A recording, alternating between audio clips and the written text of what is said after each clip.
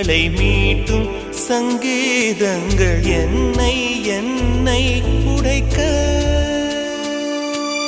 கண்களை திறந்து கொண்டு நான் கனவுகள் காணுகிறேன். கண்களை மூடிக்கொண்டு நான் காட்சிகள் தேடுகிறேன். உன் பொன்விரல் தொடுகையிலே நான் பூவாய் மாறுகிறேன். பூமியில் நாம் வாழும் காலம் தோறும் உண்மையில் என் ஜீவன்